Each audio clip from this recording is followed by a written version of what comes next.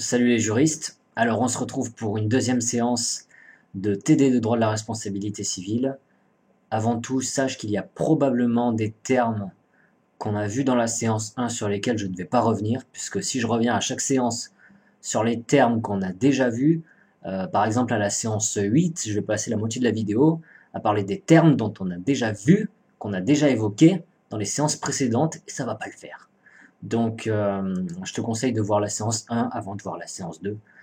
Ça paraît assez logique. C'est comme si tu allais en TD, que tu commençais par la séance 2 et que tu rattrapais jamais la séance 1. Le jour de l'examen, tu auras sûrement une mauvaise surprise. Voilà. Donc, séance 2 consacrée à l'arrêt Perruche. Avant d'aller plus loin concernant l'arrêt Perruche, il me semble qu'il est étudié aussi en L1, sûrement en droit des personnes. Seulement, si tu veux, la problématique juridique, le plan qu'on va voir ici, n'est pas du tout applicable à un commentaire d'arrêt de droit des personnes. Là, on est vraiment en responsabilité civile, question de préjudice, etc. L2, semestre 4. Donc, en gros, si tu t'inspires de ce plan et que tu le ressors en première année, tu vas sûrement te prendre une note de merde. Voilà, tu es prévenu. Alors, concernant la fiche d'arrêt, on va pas la refaire. Là, j'ai écrit voir l'arrêt Perruche en 5 minutes. Je vais essayer de faire apparaître une languette grise en haut à droite de la vidéo. Tu devrais pouvoir cliquer dessus. C'est une vidéo de vulgarisation juridique que j'avais fait sur mon autre chaîne. Si tu veux, je parle de l'arrêt Perruche en 5 minutes. Non, de l'affaire Perruche en 5 minutes, je vais y arriver.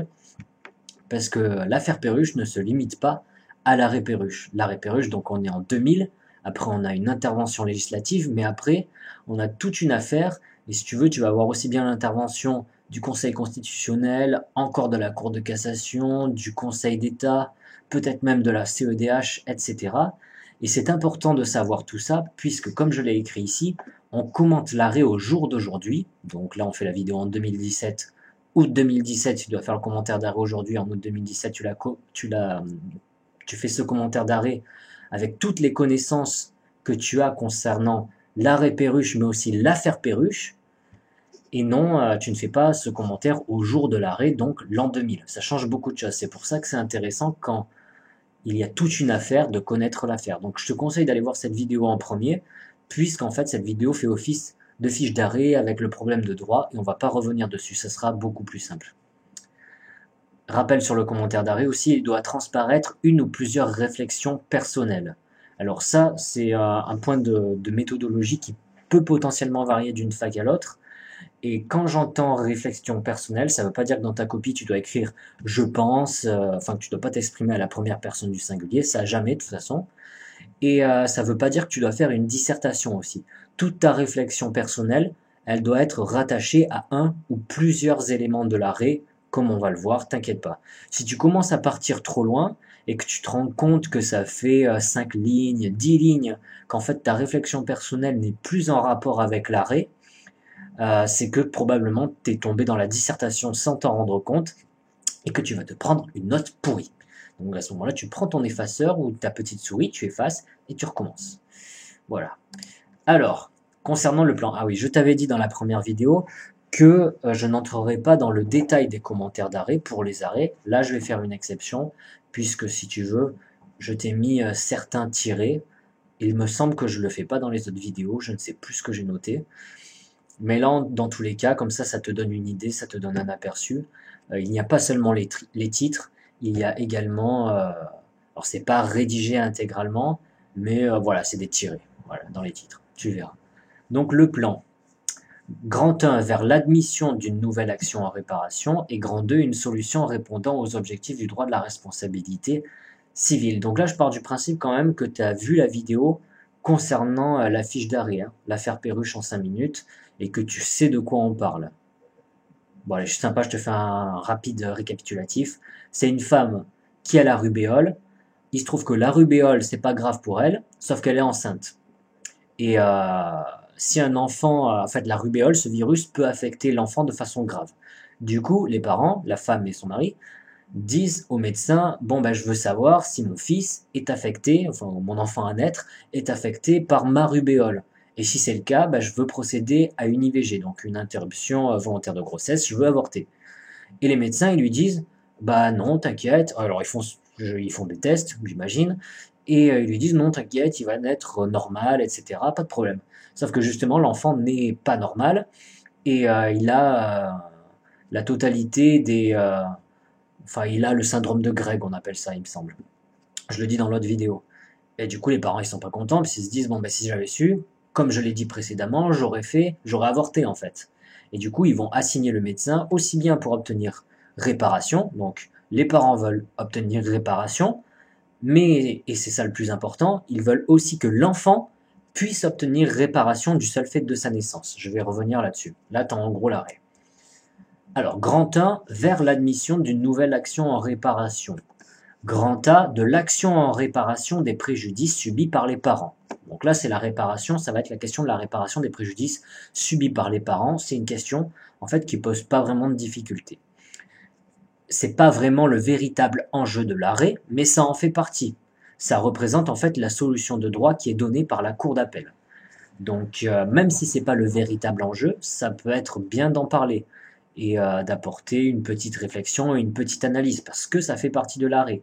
Si vous avez un arrêt de cour de cassation, la grosse partie de votre commentaire doit porter sur la solution de droit de la cour de cassation, mais ça ne veut pas dire pour autant que la solution de droit de la cour d'appel n'existe pas, puisqu'en général, justement, la solution de droit de la cour de cassation va dépendre aussi de la solution de droit de la cour d'appel, puisqu'en fonction de ce qu'on dit, de ce qu'a dit la cour d'appel, de ce qu'ont dit les juges de cour d'appel, la cour de cassation va venir dire, ben non, les juges du fond, donc les juges de cour d'appel, ont soit violé le droit, soit ils ont au contraire bien appliqué le droit. Et il va y avoir tout un argumentaire. Donc vous voyez, la solution de la cour de cassation est liée à celle de la cour d'appel. Voilà. Donc si vous voulez, mon grand 1A, c'est la cour d'appel, l'analyse de la solution de droit de la cour d'appel. Mon grand 1B, donc à la reconnaissance d'une action visant à réparer le préjudice de naissance de l'enfant. Là, on n'est plus sur la réparation du préjudice des parents, mais sur la réparation des préjudices de l'enfant. On est sur la solution de droit de la Cour de cassation et le véritable enjeu de l'arrêt. Alors, il ne faut pas faire le contraire, c'est-à-dire mettre Cour de cassation avant, c'est-à-dire en A, et Cour d'appel après en B, puisque déjà d'un point de vue chronologique, c'est pas très logique, puisque d'un point de vue chronologique, on a d'abord la Cour d'appel, la décision de la Cour d'appel, puis après celle de la Cour de cassation. Et en plus, comme je vous l'ai dit, le véritable enjeu de l'arrêt, c'est la solution de droit de la Cour de cassation. Or, vous avez dû l'entendre, le plus important, comme on dit dans un arrêt, c'est le grand 1B et le grand 2A. Donc le fait de mettre la solution de droit de la Cour de cassation dans le grand 1B, c'est justifié. Donc si vous voulez, dans mon grand 1A, j'ai solution de droit de la Cour d'appel, grand 1B, solution de droit de la Cour de cassation. Si vous vous êtes demandé s'il est possible de faire tout un grand 1 sur la Cour d'appel et tout un grand 2 sur la Cour de cassation, moi je le déconseille. Déjà parce que là, en l'occurrence, l'arrêt de Cour d'appel, même s'il est important, il n'est pas assez important pour qu'on en parle dans toute une grande partie, dans tout le grand 1. Et surtout, si vous faites ça, vous allez, ok, analyser l'arrêt, mais le risque, c'est de passer à côté de la réflexion personnelle. Que là, si vous voulez, on s'est débarrassé, en quelque sorte, de la cour d'appel et de la cour de cassation dans le grand 1, et du coup, il ne faut pas que vous vous disiez, bon, j'ai plus rien à dire, je ne sais plus quoi dire dans mon grand 2. Il faut au contraire que vous vous disiez, maintenant, j'ai le champ libre, j'ai la place pour faire de la réflexion personnelle. Donc si vous voulez, mon grand 1, c'est vraiment de l'analyse entre guillemets simpliste, un peu plus terre à terre. Et mon grand 2, c'est plus de la réflexion personnelle, aussi bien au regard de la solution de droit de la Cour d'appel que la solution de droit de la Cour de cassation. Ce grand 2, justement, une solution répondant aux objectifs du droit de la responsabilité civile. Rien que le titre, il montre en fait une certaine réflexion personnelle. Pourquoi ? Parce que pourquoi est-ce que cette solution répond aux objectifs du droit de la responsabilité ? Est-ce que c'est la Cour d'appel qui dit qu'elle répond aux objectifs ? Est-ce que c'est la Cour de cassation qui dit qu'elle répond aux objectifs ? Non, c'est une analyse et surtout c'est entre guillemets un avis personnel. Je dis entre guillemets parce qu'un avis, ça peut laisser penser à une forme d'expression comme je pense que, et c'est ce qu'il faut éviter dans les commentaires d'arrêt, enfin dans tous les exercices juridiques. Mais bon, je pense que tu as compris ce que je veux dire. Dans mon grand 2A, la théorie de l'équivalence des conditions mises au service de l'indemnisation. Alors là, je vais sûrement en reparler, rentrer un peu dans le détail de cette théorie, mais si tu ne sais pas ce que c'est, va voir la première vidéo, la séance 1, puisque j'en parle plus en détail, avec la théorie de la causalité adéquate. Et grand B, une jurisprudence œuvrant au profit d'une réparation intégrale. Ça aussi, c'est de la réflexion personnelle. Parce que si vous voulez, la réparation dans le grand 1 des préjudices des parents, des préjudices de l'enfant, ben c'est une sorte de traduction de ce que dit la cour d'appel et de ce que dit la cour de cassation. Que dans le grand 2, ben je fouille un peu plus dans mon cerveau pour trouver quelque chose de supplémentaire qui ne serait pas directement lisible dans l'arrêt en fait. Voilà. C'est plus qu'est-ce que l'arrêt m'inspire, le grand 2. Donc grand 1, vers l'admission d'une nouvelle action en réparation. Alors, tu as remarqué, parce que si on prend le titre, là, le grand A tout seul, de l'action en réparation des préjudices subis par les parents, ça fait un titre un peu bizarre, le fait qu'il commence par de l'action, mais c'est parce que le grand A et le grand B, ce sont des titres qui se répondent de l'action à la reconnaissance, tu vois. Tu as le droit de faire des titres comme ça. Donc, grand 1, vers l'admission d'une nouvelle action en réparation, de l'action en réparation des préjudices subis par les parents. Alors, cette action en réparation, là en l'occurrence, est admise dès le début par la Cour d'appel de Paris en 93. C'est sur le fondement de la responsabilité contractuelle que les parents agissent. En plus, la responsabilité, tu vois, c'est pour ça qu'il vaut mieux l'évacuer dans le grand 1A. La responsabilité contractuelle, ça ne concerne pas la matière. Nous, notre matière, L2 semestre 4, c'est responsabilité délictuelle, ou autrement dit, extra-contractuelle. Donc ça s'oppose à la responsabilité contractuelle. Normalement, la responsabilité contractuelle, tu l'as étudiée en L2, mais au premier semestre, dans le cours de droit des contrats. Donc c'est pour ça qu'il vaut mieux l'évacuer. Un contrat lie en effet ces derniers au médecin. De la faute contractuelle de celui-ci, il résulte un impossible recours à une IVG. Et les préjudices qui en découlent pour les parents sont aussi bien moraux que matériels, frais divers justifiés par l'handicap de l'enfant. C'est une action qui est également admise par la common law qui la qualifie de wrongful birth action. Bon, ça c'était pour l'anecdote, quoi. Comme ça te fera un petit point de culture juridique en plus, et tu pourras même le caser peut-être dans une dissertation. Donc là, j'ai juste, aussi pour le détail, j'ai écrit admis dès le début par la Cour d'appel de Paris en 93. Si tu vois l'arrêt, c'est un arrêt de 2000, mais c'est une affaire un peu compliquée. On a eu déjà Cour d'appel, Cour de cassation. La Cour de cassation a renvoyé devant une autre Cour d'appel, donc nouvelle Cour d'appel, et là, recours de cassation. Et nous, on en est là. Et quand je dis admise dès le début, c'est que je parle de la toute première Cour d'appel. Mais dans la mesure où la solution de droit de cette toute première Cour d'appel est similaire à celle de la seconde Cour d'appel, bah, il n'y a pas de problème. J'ai envie de dire, il n'y a pas besoin de le préciser. Là, je dis en fait que dans le cadre de la dernière cour d'appel, les parents ont pu obtenir indemnisation, mais c'était aussi le cas dans le cadre de la première cour d'appel. Voilà. Donc là, tu vois, il n'y a pas de quoi casser de pattes à un canard. Ça n'a rien de fou au niveau de la recherche, de l'analyse. C'est vraiment, bah, j'analyse la solution de droit de la cour d'appel, j'en ressors quand même une réflexion, j'arrive à voir que les parents ont été indemnisés. Ouais, il faut quand même essayer de formuler un truc un minimum cohérent, quoi. Mais bon, c'est vraiment pas la partie la plus dure de ce commentaire. Ensuite, le grand B. Bon, déjà, il y en a un peu plus, et j'ai envie de dire c'est logique, puisque je t'ai dit, le cœur d'un commentaire d'arrêt, c'est grand 1B et grand 2A. Donc c'est logique d'avoir un grand 1B plus long que le grand 1A, dans un sens. Donc, on avait dit de l'action blablabla dans le A, et ici dans le B, à la reconnaissance d'une action visant à réparer le préjudice de naissance de l'enfant. Donc là, ça nous intéresse un peu plus. La Cour de cassation crée ici un nouveau poste de préjudice indemnisable. Poste de préjudice, qu'est-ce que ça veut dire? En fait, c'est un terme juridique. Pour, à la place de dire genre de préjudice, si vous voulez, vous pouvez dire type de préjudice pour les trois grands types de préjudice, à savoir préjudice corporel, préjudice matériel et préjudice moral.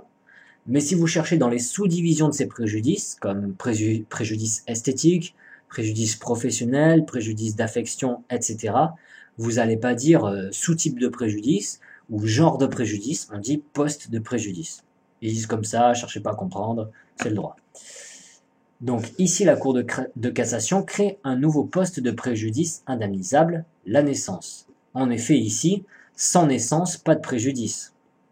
Vous vous rappelez de l'affaire. Les parents voulaient avoir recours à une IVG s'ils savaient que l'enfant allait naître handicapé, en fait.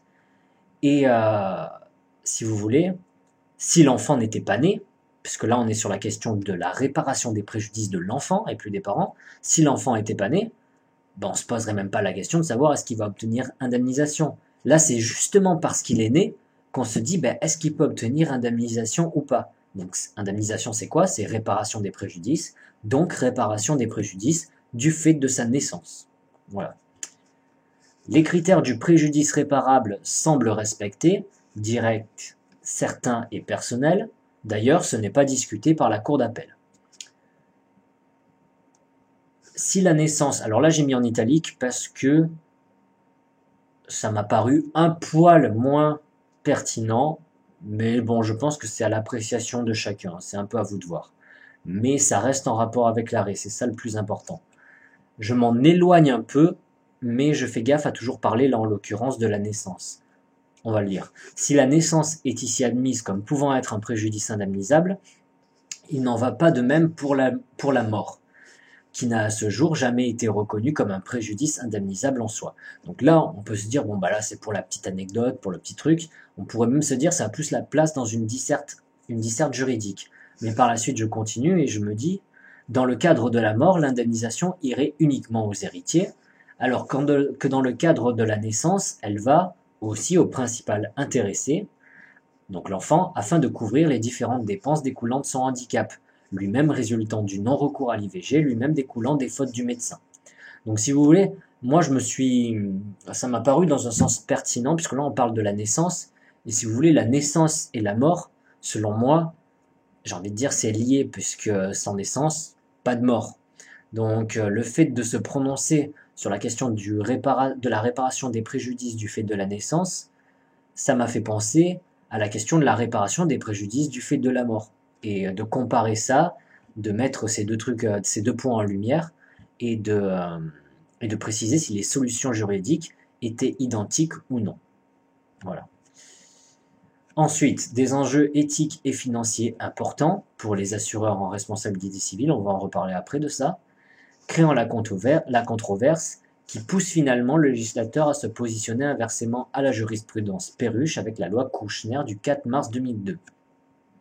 Si la loi, alors pourquoi je parle de la loi? Parce que si la loi, alors cette loi, elle s'appelle OK loi Kouchner, mais concrètement, à l'époque, et même toujours maintenant, elle a été surnommée loi anti-Perruche.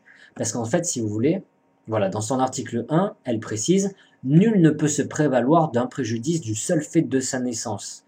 Alors que justement, la jurisprudence Perruche vient dire le contraire, puisqu'on ne l'a pas dit, enfin on l'a dit si tu as regardé la vidéo l'affaire Perruche en 5 minutes, mais là on l'a pas dit, c'est que la Cour de cassation, donc Assemblée plénière 17 novembre 2000, vient dire bah oui, l'enfant peut être indemnisé du fait de sa naissance. Et la loi Kouchner, elle vient dire exactement le contraire, nul ne peut se prévaloir d'un préjudice du seul fait de sa naissance, autrement dit, il ne peut pas y avoir un préjudice du seul fait d'être né, et donc s'il n'y a pas de préjudice, pas d'indemnisation, pas de réparation de ce préjudice.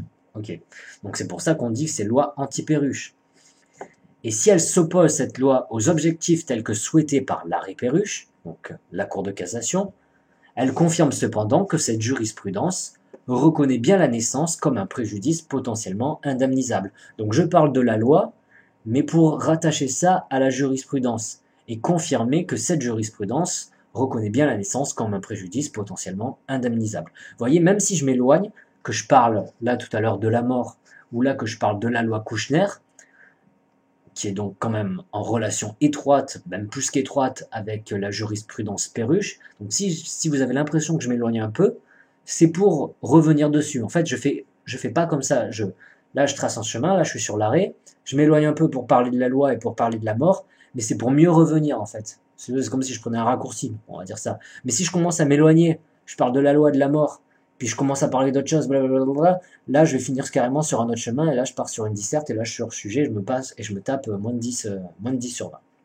J'ai plus la moyenne. Donc voilà, faut faire gaffe, pensez à ce chemin. Si vous éloignez, il faut toujours revenir dessus. Ok, ensuite on tombe sur le grand 2. Donc là on a dit dans le grand 1, bon ben la cour d'appel elle a dit ça, la cour de cassation elle a dit ça, on a analysé, on a fait notre taf concernant le principal de l'arrêt, et maintenant on a le champ libre. Maintenant, il ne faut pas que vous vous disiez, bon maintenant je sais plus quoi dire, j'ai parlé de la cour d'appel, j'ai parlé de la cour de cassation, mais il n'y a plus rien à dire. Alors que si, en fait, il y a des choses à dire, mais il faut se creuser la tête. Et pour se creuser la tête, pour trouver les idées, parce qu'en fait, au final, la réflexion personnelle, c'est qu'est-ce qui vous inspire, qu'est-ce que l'arrêt vous inspire, euh, il faut, euh, j'ai envie de dire, il faut bien bouquiner il faut bien relire son cours, il faut bien bouquiner, et même c'est un plus, effectuer des recherches personnelles, pas uniquement, alors aussi bien sur l'arrêt, sur l'affaire, puisqu'on a dit au début, on, euh, on fait notre commentaire d'arrêt au jour d'aujourd'hui et non au jour de l'arrêt. Donc il y a plein d'informations supplémentaires à savoir, surtout dans le cadre de cet arrêt-là, dans le cadre de cette affaire-là. Mais aussi ce que vous pouvez faire, c'est essayer de recueillir des renseignements plus généraux sur la matière, concernant les objectifs du droit de la responsabilité, etc. Ces objectifs-là, j'en ai parlé dans la séance 1, à savoir l'indemnisation des victimes. Donc, voilà, tu vas avoir des idées. Alors, le grand 2, une solution répondant aux objectifs du droit de la responsabilité civile. Donc quand je dis une solution, je fais référence à la solution de droit de la Cour de cassation. Grand A, la théorie de l'équivalence des conditions mise au service de l'indemnisation. Alors, discussion sur la faute et la théorie de l'équivalence des conditions. Même si les fautes du médecin n'ont pas directement commis le dommage, grâce à cette théorie, on retient qu'est ici une faute, tout fait ayant participé à la survenance du dommage, ce qui permet d'indemniser. A l'inverse, il semble que la Cour d'appel a plus utilisé la théorie de la causalité adéquate, les deux cours d'appel d'ailleurs. Cette Cour d'appel, la Cour d'appel précise clairement que le handicap a pour seule cause la rubéole. Or, la théorie de la causalité adéquate, c'est la recherche du fait déterminant du dommage. Si on raisonne sur la théorie de la causalité adéquate, on va chercher seulement vraiment l'événement principal, l'élément principal qui est la cause du dommage. Et là, c'est clairement la rubéole.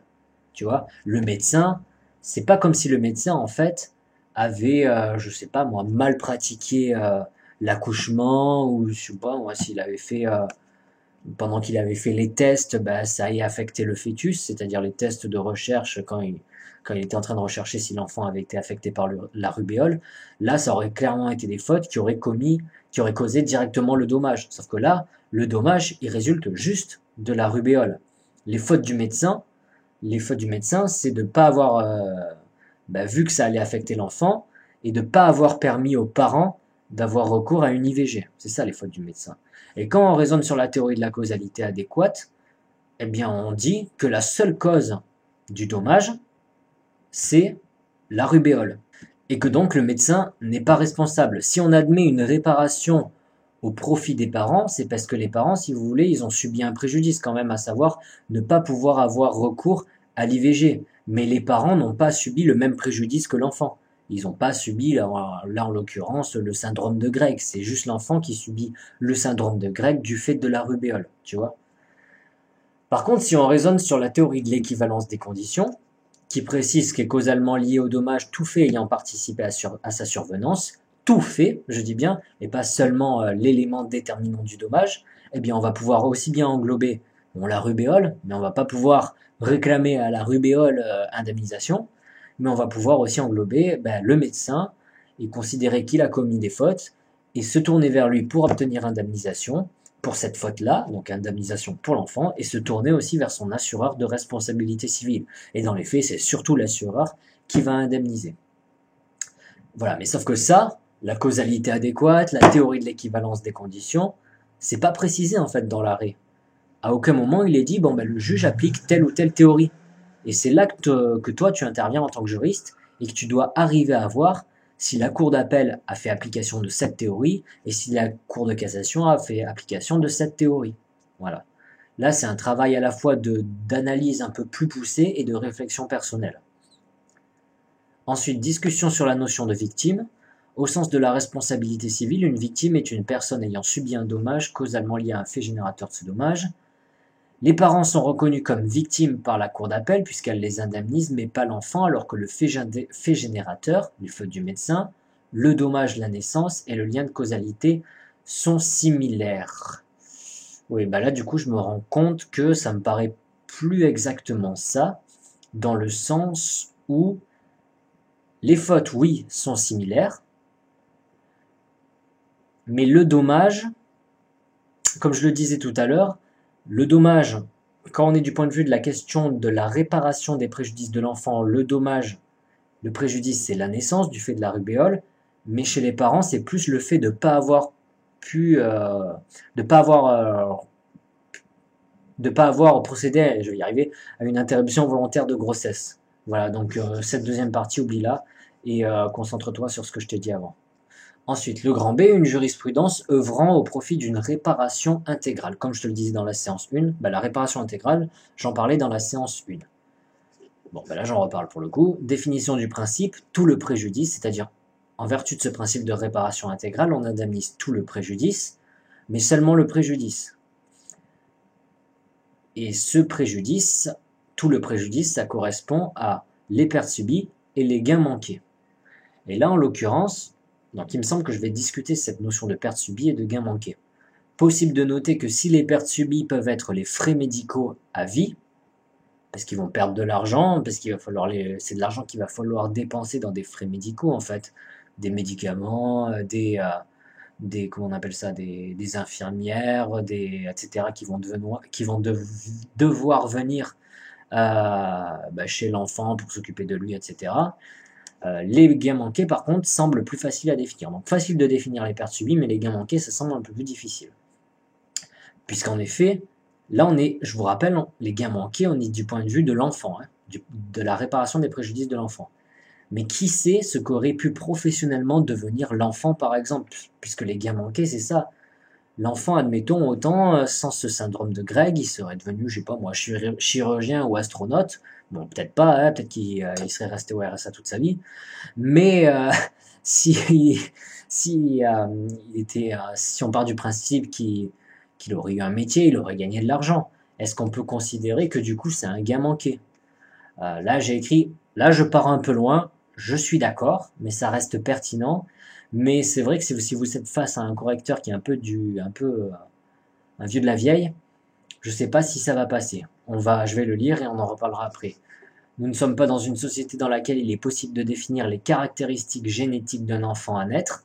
Dans cette hypothèse, on aurait pu bénéficier d'une base de données recensant le devenir des enfants aux caractéristiques génétiques similaires, établir une moyenne et estimer les gains manqués. Franchement, c'est crédible. Si vous voulez, j'ai écrit Gattaca, c'est un film en fait. Gattaca, c'est un film dans lequel donc ça se passe dans un futur pas trop lointain, il me semble. C'est un film qui a été réalisé dans les années 90 après. Et si vous voulez,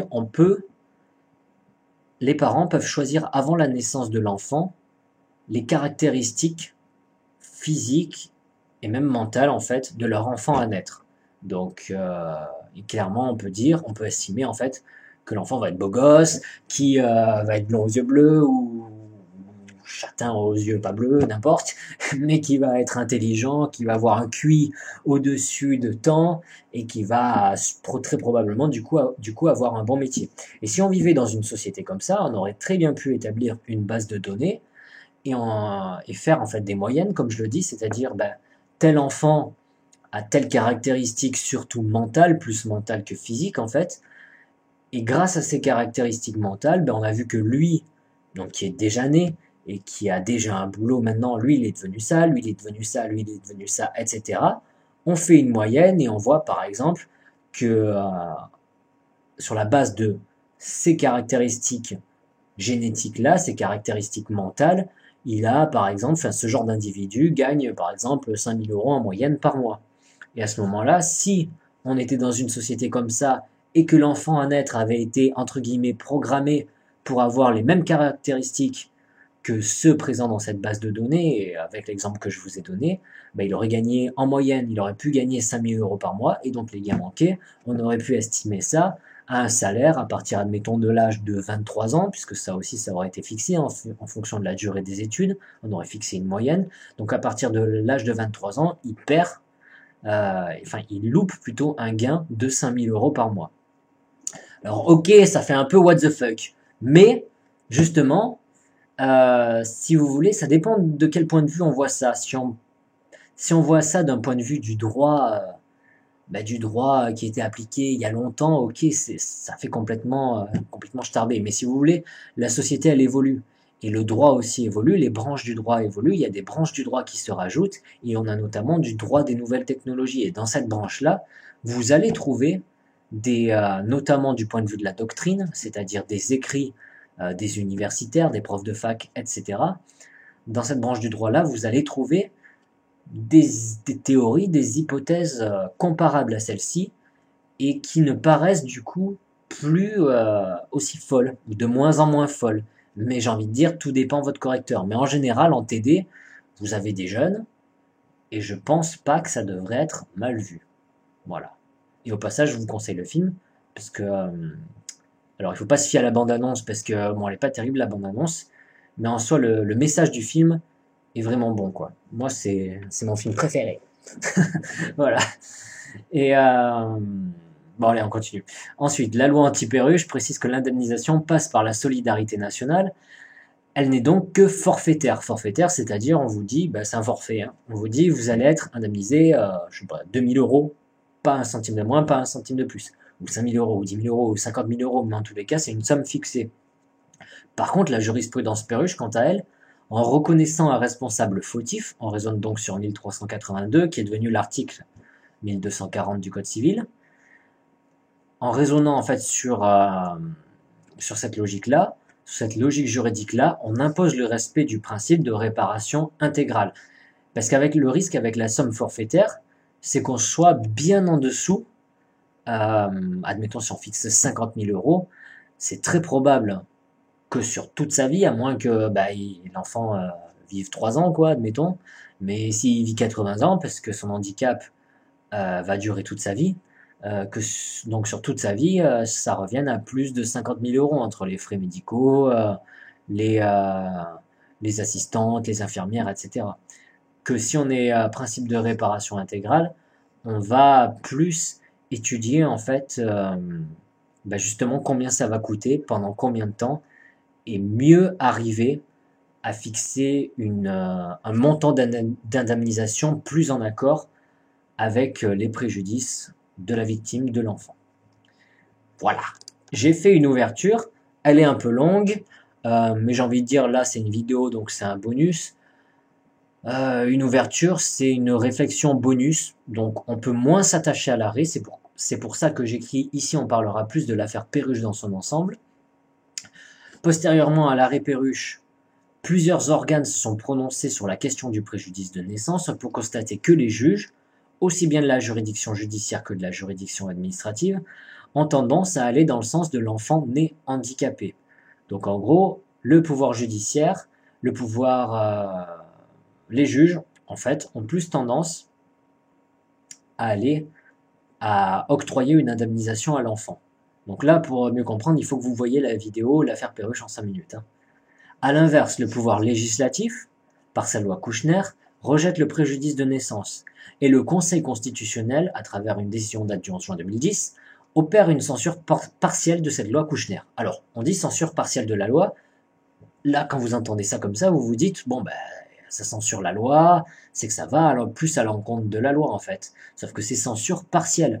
Et en vérité, quand on regarde ce qu'a dit le Conseil constitutionnel, on s'aperçoit que cette décision du Conseil constitutionnel doit plutôt être rangée du côté de la remise en cause de la jurisprudence Perruche, puisqu'elle énonce, la décision du Conseil constitutionnel, que les actions en justice postérieures à l'entrée en vigueur de la loi Kouchner ne pourront pas aboutir sur une indemnisation du préjudice de naissance. Donc si vous assignez, admettons, les médecins après l'entrée en vigueur de la loi, donc la loi Kouchner, c'était quand l'entrée en vigueur? Est-ce que je l'ai écrite? 4 mars 2002, bon, je sais plus si c'est la date d'entrée en vigueur. Bon, on va dire 2002, hein, c'est pas très grave. Donc, si on assigne, admettons, les médecins après 2002, après mars 2002, le Conseil, en vertu de la décision du Conseil constitutionnel, l'enfant ne pourra pas obtenir indemnisation. Sauf qu'au plus on avance dans le temps, au plus les enfants naissent après 2002, et donc forcément, l'action en justice va être introduite après 2002, puisque le temps avance, normal. Et ça veut dire concrètement qu'au plus on avance dans le temps, au plus cette jurisprudence disparaît, cette jurisprudence Perruche, allant dans le sens de l'indemnisation de l'enfant, disparaît peu à peu. Donc clairement, la décision du Conseil constitutionnel va dans le sens de la loi Kouchner. Donc j'ai dit, les juges ils vont dans le sens de l'enfant, la loi, le Conseil constitutionnel, ils vont dans le sens, la loi elle va dans le sens de la loi, et le Conseil constitutionnel va dans le sens de la loi. Mais, justement, tout à l'heure je te parlais des enjeux financiers, de la jurisprudence Perruche étant important, je parle des assureurs, on peut se poser la question de l'intervention lobbyiste, des interventions lobbyistes dans le vote de la loi Kouchner. Les lobbies, en fait, le lobby des assureurs, c'est pas la théorie du complot, ça existe. Lobbyiste, c'est même un métier. Tu vas sur YouTube, tu regardes les reportages. En fait, c'est influencer le pouvoir législatif pour que dans le cadre d'une loi nouvelle, ils aillent dans ce sens ou dans ce sens. Et tout à l'heure, je te disais, ceux qui vont payer, c'est surtout les assureurs des établissements hospitaliers et pas les médecins en soi, en fait, ni même l'hôpital en soi. C'est surtout les assureurs. Et ça va leur coûter cher. Et c'est très probable que les assureurs soient venus gueuler concrètement, qu'ils soient venus dire, nous, on n'a pas envie de raquer pour les fautes du médecin, du fait du préjudice de naissance, etc. Et donc, ils font pression, puisque, si vous voulez, les lobbies, le lobby des assureurs, le lobby des banques, etc., ont beaucoup d'argent, en fait. Et ils pourraient faire pression sur différents points. Ça va être des pressions financières, en fait, qui vont forcer le pouvoir législatif à réagir ou à agir d'une façon différente par rapport à ce qu'il avait prévu à la base. Donc là, on peut se poser la question de l'intervention lobbyiste dans le vote de la loi Kouchner. Les assureurs, ça va leur coûter un bras. Du coup, ils auraient très bien pu dire, c'est bien sympa tout ça, mais nous, on n'a pas envie que cette jurisprudence Perruche, elle s'applique ad vitam aeternam. Donc, tu vas essayer de nous prendre une loi qui vient censurer, en gros, cette jurisprudence. Et ce constat s'étend à la décision du Conseil constitutionnel, puisque 66% des membres siégeant au Conseil constitutionnel sont nommés par le pouvoir législatif. Et il se trouve qu'on a dit que la décision du Conseil constitutionnel allait dans le sens de la loi. Or, ils sont nommés à 66% par le pouvoir législatif. Les 33% restants sont nommés par le président de la République, qui met un copain à sa tête. Là, si vous voulez, ça fait théorie du complot, bien que c'est pas moi qui invente le piston et l'arrivisme en politique. Voilà, après vous faites votre propre idée là-dessus. Tout ça, on n'oublie pas que c'est de la réflexion personnelle et que chacun est supposé avoir sa réflexion personnelle, bien que des fois on a quand même des grandes lignes. On peut pas non plus supposer quelque chose de trop fou qui va paraître absolument pas crédible. Voilà. Dans la prochaine vidéo, on parlera des causes exonératoires de responsabilité civile. Ça sera la séance 3. Je crois qu'on en a terminé. En attendant, bon courage, bonne journée, bonne soirée, et à la prochaine.